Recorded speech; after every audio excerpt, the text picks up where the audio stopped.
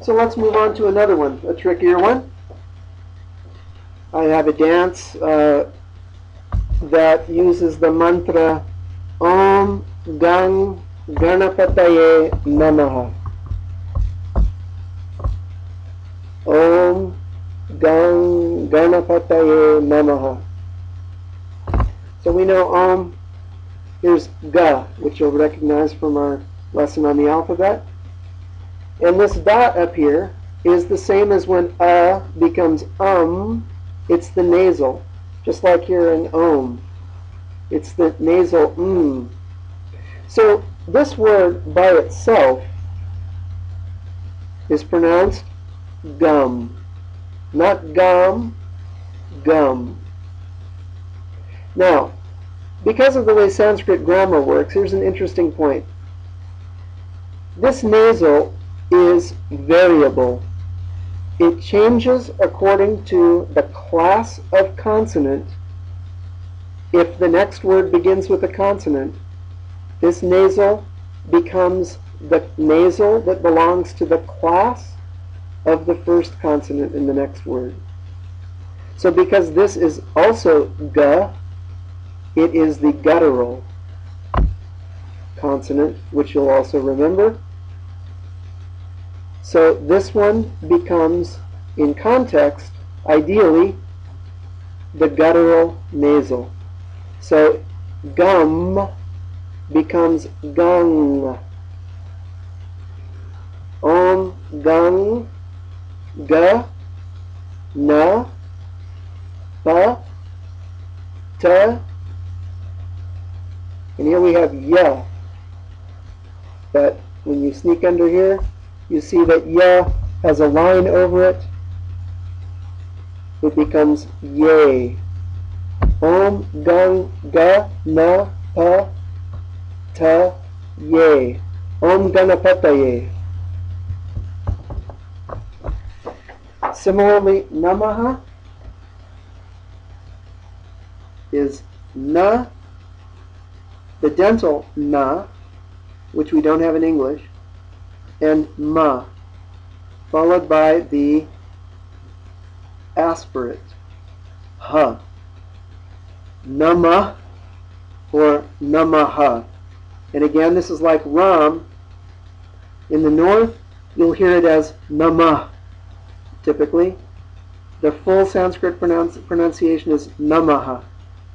This means this aspirate interrupts the vowel sound that is coming here after the consonant. It's like interspersed in there. So it's in there, maha, namaha. But again, in the north, you might just hear nama. No problem. Om gang ganapataye namaha. Next, a favorite of mine, and yours too maybe, Om Namah Shivaya. This will help you understand something else about Sanskrit.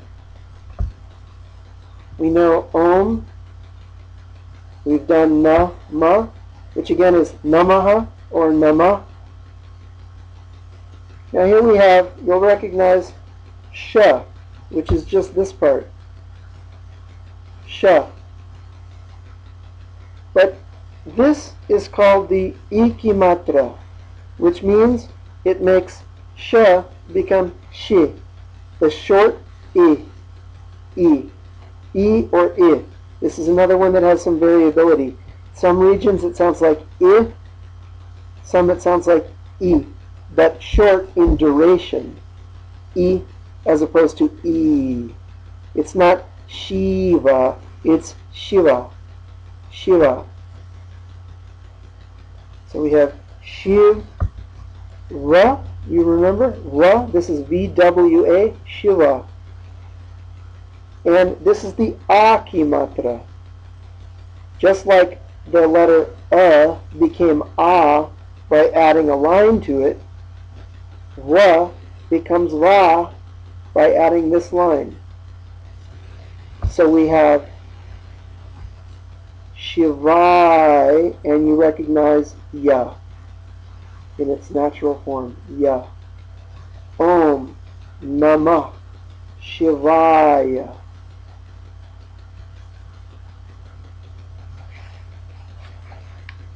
If you happen to love Krishna, as so many of us do, here's just written once each. Hare Krishna, Hare Rama. You recognize Rama from before. So here's Ha and Ra. Ra has the same thing that the Y had in Ganapata Ye, so it becomes Hare, Hare. Here's Ka, the first consonant in the alphabet. And Ka is combined with that funny vowel Ri, or R. And that's done by adding this little loop to the bottom of the stem. So it becomes Kr, or Kri.